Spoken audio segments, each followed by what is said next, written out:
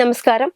ശബരിമല ശ്രീകോവിലിലെ കട്ടിളപ്പാളിയിൽ നിന്ന് സ്വർണം കവർന്നെന്ന അതീവ ഗുരുതരമായ കേസിൽ ഒന്നാം പ്രതിയായ ഉണ്ണികൃഷ്ണൻ പോറ്റിക്ക് ജാമ്യം ലഭിച്ചതോടെ കേസ് പുതിയൊരു ഘട്ടത്തിലേക്ക് കടക്കുകയാണ്. കൊല്ലം വിജിലൻസ് കോടതിയാണ് കർശന ഉപാധികളോടെ ജാമ്യം അനുവദിച്ചത്. കേസിൽ അറസ്റ്റിലായി 90 ദിവസം പിന്നിട്ടിട്ടും കുറ്റപത്രം സമർപ്പിക്കാത്ത സാഹചര്യത്തിലാണ് പോറ്റിക്ക് സ്വാഭാവിക ജാമ്യം ലഭിച്ചത്. നിശ്ചിത സമയപരിധിക്കുള്ളിൽ കുറ്റപത്രം സമർപ്പിക്കപ്പെടാത്തത് ക്രിമിനൽ നിയമപ്രകാരം പ്രതിക്ക് സ്വാഭാവിക ജാമ്യത്തിന് അർഹത നൽകുന്നതാണെന്ന് ചൂണ്ടിക്കാട്ടിയാണ് പോറ്റി കോടതിയെ സമീപിച്ചത്. കഴിഞ്ഞ 2 ദിവസങ്ങളിലായി ജാമ്യാപേക്ഷയിൽ വിശദമായ വാദം കേട്ടതിനു ശേഷമാണ് ഇന്ന് കോടതി വിധി പ്രസ്താവിച്ചത്.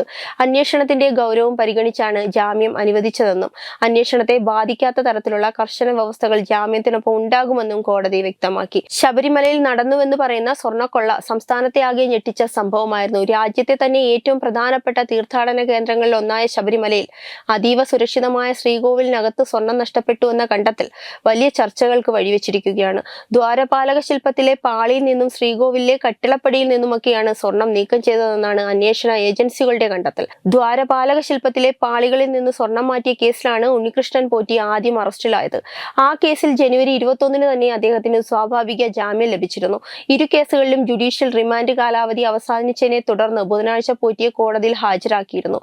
തുടർന്നാണ് ശ്രീകോവിലിലെ കട്ടിളപ്പാളിയിൽ നിന്നുള്ള സ്വർണ്ണക്കൊള്ള കേസിൽ ജാമ്യാപേക്ഷ പരിഗണിച്ചത്. ഇതോടെ ശബരിമല സ്വർണ്ണക്കൊള്ള കേസിൽ അറസ്റ്റിലായ 3 പ്രതികൾ ഇതിനോടകം ജാമ്യം നേടി പുറത്തിറങ്ങിയിരിക്കുകയാണ്.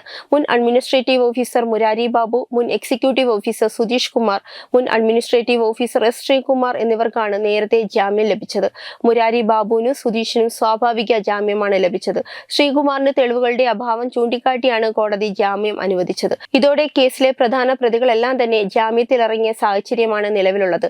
അതേസമയം അന്വേഷണത്തിന്റെ ദിശയെക്കുറിച്ച് ഹൈക്കോടതി വ്യക്തമാക്കിയ നിലപാട് അന്വേഷണ സംഘത്തിന് ആശ്വാസകരമാണ്. ശബരിമല സ്വർണ്ണക്കൊള്ള കേസിൽ SIT അന്വേഷണം ശരിയായ ദിശയിലാണെന്നും കുറ്റപത്രം വൈകുന്നതിൽ ആശങ്കപ്പെടേണ്ടതില്ലെന്നും ഹൈക്കോടതി ദേവസ്വം ബെഞ്ച് വ്യക്തമാക്കി. ജസ്റ്റിസ് വി രാജ, വിജയരാഘവൻ, ജസ്റ്റിസ് KV ജയകുമാർ എന്നിവർ ഉൾപ്പെട്ട ബെഞ്ച് കുറ്റം ചെയ്തവരാരും രക്ഷപ്പെടില്ലെന്ന ശക്തമായ പരാമർശം നടത്തി.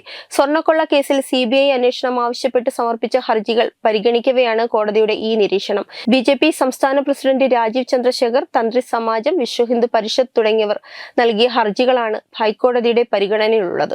ഹർജികൾ മാർച്ച് 13 മാറ്റിയിട്ടുണ്ട്. 90 ദിവസത്തിനു ശേഷം പ്രതികൾക്ക് ജാമ്യം ലഭിച്ചതുകൊണ്ട് അന്വേഷണം ദുർബലമാകുമെന്ന് കരുതുന്നില്ലെന്നും തിടുക്കത്തിൽ കുറ്റപത്രം സമർപ്പിച്ചാൽ വിചാരണയ്ക്ക് മുൻപേ പ്രതികൾ രക്ഷപ്പെടാൻ ഇടയുണ്ടാകുമെന്നും കോടതി നിരീക്ഷിച്ചു. കാത്തിരിക്കൂ എന്ന കോടതി പരാമർശം അന്വേഷണത്തിന് കൂടുതൽ സമയം അനുവദിക്കേണ്ടതിന്റെ ആവശ്യകത വ്യക്തമാക്കുകയാണെന്നാണ് വിലയിരുത്തപ്പെടുന്നത്. ജാമ്യം ലഭിച്ചെങ്കിലും ഉണ്ണികൃഷ്ണൻ പോറ്റിക്ക് മുന്നിലുള്ള നിയമവഴികൾ ഇതോടെ അവസാനിക്കുന്നില്ല. പോറ്റി പുറത്തിറങ്ങിയ ഉടൻ തന്നെ എൻഫോഴ്സ്മെന്റ് ഡയറക്ടേഴ്സ് അദ്ദേഹത്തെ ചോദ്യം ചെയ്യാൻ ഒരുങ്ങുകയാണ്. അനധികൃത സ്വത്ത് സമ്പാദനവും കള്ളപ്പണ ഇടപാടും സംശയിക്കുന്നതിന്റെ അടിസ്ഥാനത്തിലാണ് EDയുടെ നീക്കം. പോറ്റിയെ ചോദ്യം ചെയ്യുന്നതിനായി സമൻസ് തയ്യാറാക്കിയിട്ടുണ്ട്. ജാമ്യം ലഭിച്ച തൊട്ടടുത്ത ദിവസം തന്നെ ചോദ്യം ചെയ്യലിന് ഹാജരാകാൻ നിർദ്ദേശിച്ചുകൊണ്ടാണ് സമൻസ് നൽകാൻ തീരുമാനിച്ചിരിക്കുന്നത്. അനധികൃത സ്വത്ത് സമ്പാദനം നടത്തിയെന്ന സംശയത്തിന്റെ അടിസ്ഥാനത്തിൽ ഉണ്ണികൃഷ്ണൻ പോറ്റിയുടെ ഏകദേശം 1.3 കോടി രൂപ വിലമതിക്കുന്ന സ്വത്തുവകകൾ ED ഇതിനോടകം മരവിപ്പിച്ചിട്ടുണ്ട്. സ്വർണ്ണക്കൊള്ളയിലൂടെ ലഭിച്ച പണത്തിന്റെ വഴികളും അതുമായി ബന്ധപ്പെട്ട സാമ്പത്തിക ശൃംഖലകളും കണ്ടെത്തുക എന്നതാണ് EDയുടെ പ്രധാന ലക്ഷ്യം. ഇതിനിടെ തിരുവല്ലയിൽ എൻഫോഴ്സ്മെന്റ് ഡയറക്ടേഴ്സ് വ്യാപക റെയ്ഡ് നടത്തുകയാണ്. ശബരിമല സ്വർണ്ണക്കൊള്ള കേസുമായി ഈ റെയ്ഡിന് ബന്ധമുണ്ടെന്നാണ് പ്രാഥമിക വിവരം. കേരള കോൺഗ്രസ് M മുൻ ജില്ലാ പ്രസിഡന്റും നെടുമ്പറമ്പിൽ ക്രെഡിറ്റ് സിൻഡിക്കേറ്റ് ഉടമയുമായ NM രാജുവിന്റെ വീട്ടിലും സ്ഥാപനങ്ങളിലുമാണ് പരിശോധന നടക്കുന്നത്. നിക്ഷേപ തട്ടിപ്പുമായി ബന്ധപ്പെട്ട് ഇയാളെ മുൻപ് പോലീസ് അറസ്റ്റ് ചെയ്തിരുന്നു. 152 ശാഖകൾ ഉണ്ടായിരുന്ന ഈ സ്വകാര്യ ധനകാര്യ സ്ഥാപനം പിന്നീട് പൂട്ടിപ്പോയതോടെ അനേകം നിക്ഷേപകർക്ക് കോടികളുടെ നഷ്ടമാണ് സംഭവിച്ചത്. ഈ സ്ഥാപനത്തിൽ ശബരിമല മുൻ തന്ത്രി കണ്ഠരര് രാജീവ് ഏകദേശം 2.5 കോടി രൂപ നിക്ഷേപിച്ചിരുന്നതായുള്ള വിവരങ്ങളാണ് ED റെയ്ഡിന്റെ പ്രധാന പശ്ചാത്തലമായി ചൂണ്ടിക്കാണിക്കപ്പെടുന്നത്. SIT നടത്തിയ ചോദ്യം ചെയ്യലിലാണ് ഈ നിക്ഷേപത്തെക്കുറിച്ചുള്ള വിവരങ്ങൾ പുറത്തു വന്നത്. സ്ഥാപനം പൂട്ടിയിട്ടും തന്റെ നിക്ഷേപത്തെക്കുറിച്ച് തന്ത്രി പരാതിയൊന്നും നൽകിയിരുന്നില്ല എന്നത് അന്വേഷണ ഏജൻസികളുടെ ശ്രദ്ധാകേന്ദ്രമാണ്. നിക്ഷേപിച്ച പണത്തിന്റെ ഉറവിടം, അത് നിക്ഷേപിച്ച രീതി, കള്ളപ്പണ ഇടപാടുകൾ ഉണ്ടായിട്ടുണ്ടോ എന്നത് എന്നിവയാണ് ED പ്രധാനമായും പരിശോധിക്കുന്നത്. ഈ സാമ്പത്തിക ഇടപാടുകൾക്ക് ശബരിമല സ്വർണ്ണക്കൊള്ള കേസുമായി നേരിട്ടോ പരോക്ഷമായോ ബന്ധമുണ്ടോ എന്നതും അന്വേഷണത്തിന്റെ പരിധിയിലുണ്ട്. വലിയ സാമ്പത്തിക ഇടപാടുകൾ, സ്വത്ത് സമ്പാദനം, കള്ളപ്പണ ശൃംഖലകൾ, സ്ഥാപനത്തിലേക്കുള്ള നിക്ഷേപങ്ങൾ എന്നിവയെല്ലാം അന്വേഷണത്തിന്റെ ഭാഗമാവുകയാണ്.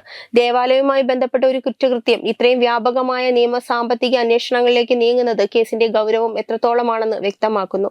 കോടതി നടപടികളും അന്വേഷണ ഏജൻസികളുടെ നീക്കവും ഒരേ സമയം പുരോഗമിക്കുന്ന സാഹചര്യത്തിൽ ശബരിമല സ്വർണ്ണക്കൊള്ള കേസ് സംസ്ഥാനത്തെ ഏറ്റവും ശ്രദ്ധേയമായ നിയമ പോരാട്ടങ്ങളിലൊന്നായി തുടരുകയാണ്. ജാമ്യം ലഭിച്ചിട്ടും പ്രതികൾക്ക് മുന്നിലുള്ള നിയമവഴികൾ അവസാനിച്ചിട്ടില്ല എന്നതും അന്വേഷണം ഇനിയും നിർണായക ഘട്ടങ്ങളിലേക്ക് കടക്കാനിരിക്കുകയാണ് എന്നുള്ളതുമാണ് നിലവിലെ സാഹചര്യം സൂചിപ്പിക്കുന്നത്. വെബ് ഡെസ്ക് തത്തുമൈ news. Brought you by Kerala AIDS Control Society. HIV AIDS സംബന്ധമായ സംശയങ്ങൾക്ക് 1097 എന്ന 24 മണിക്കൂറും പ്രവർത്തിക്കുന്ന ടോൾ ഫ്രീ നമ്പറിലേക്ക് വിളിക്കുക. വാട്സാപ്പിലും ഫേസ്ബുക്കിലും ഒക്കെ സ്റ്റാറ്റസ് അപ്ഡേറ്റ് ചെയ്യാറുണ്ടല്ലോ. HIV സ്റ്റാറ്റസോ HIV പിടിപെടാനുള്ള സാഹചര്യങ്ങളിൽ കൂടി അറിഞ്ഞോ അറിയാതെയോ കടന്നു പോയിട്ടുണ്ടാവാം. എന്ത് തന്നെയായാലും മുൻകൂട്ടി പരിശോധിച്ച് HIV സ്റ്റാറ്റസ് അറിയൂ. സൗജന്യ HIV പരിശോധനയും കൗൺസിലിങ്ങും ആരോഗ്യ കേന്ദ്രങ്ങളിൽ പ്രവർത്തിക്കുന്ന ICTC അഥവാ ജ്യോതിസ് കേന്ദ്രങ്ങളെ സമീപിക്കുക. നിങ്ങളുടെ സ്റ്റാറ്റസ് എന്തായാലും വിവരങ്ങൾ രഹസ്യമായി സൂക്ഷിക്കുന്നതായിരിക്കും.